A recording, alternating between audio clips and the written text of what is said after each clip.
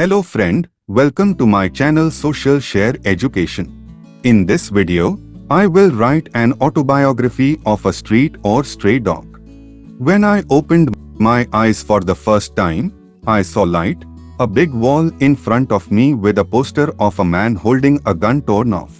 Howling sounds were coming from everywhere, and there was a strong pungent smell, a smell that I still give me chills.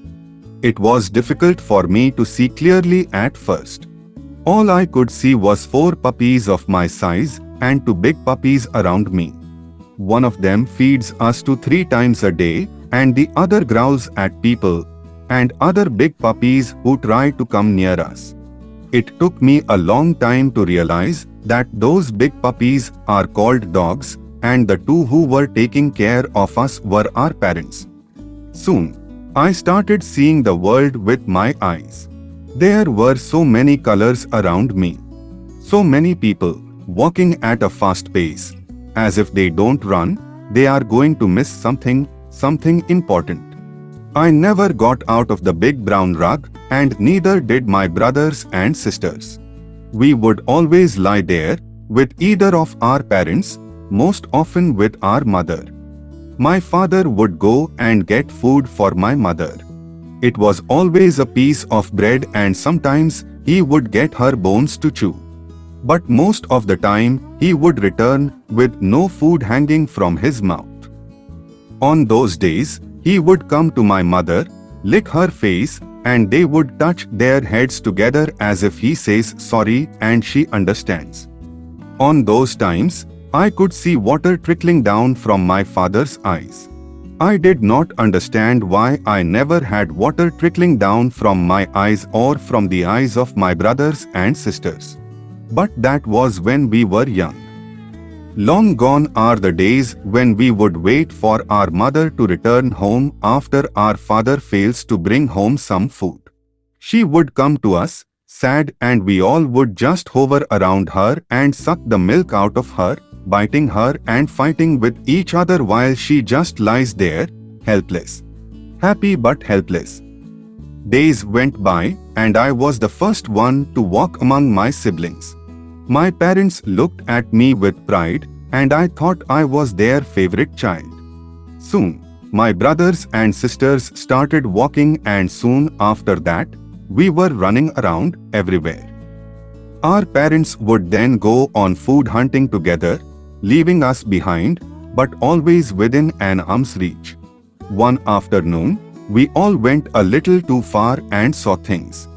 There was a huge building, and people were entering and exiting it with some kind of hurry. They all had huge boxes with wheels at the end. They will just pull those boxes with them. We entered through one of the doors and saw a big blue vehicle that moved. It was called a train. We were so happy seeing so much commotion that we separated. After a while, when we all returned, one of my brothers was missing. Soon my parents found out and went looking for him, but they also never returned. We waited the whole night, hungry, but no one came. The next morning we went to look around for our parents and brother. We walked together, looked everywhere.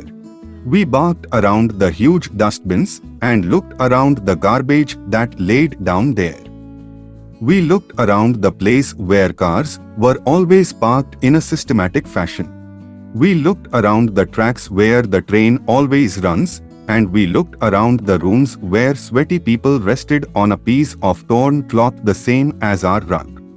Tired and hungry, we went to the shops nearby where people blow smokes out of their mouth and throw paper plates with food on the streets.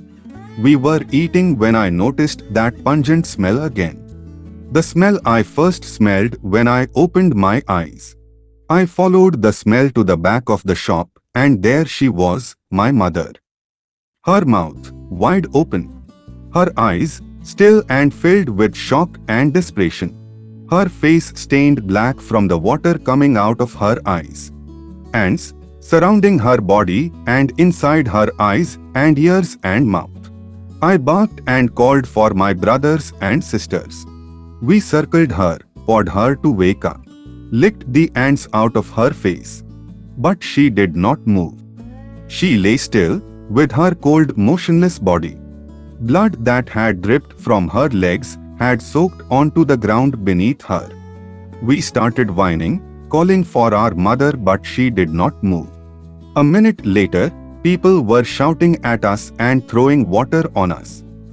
We ran like our lives depended on it.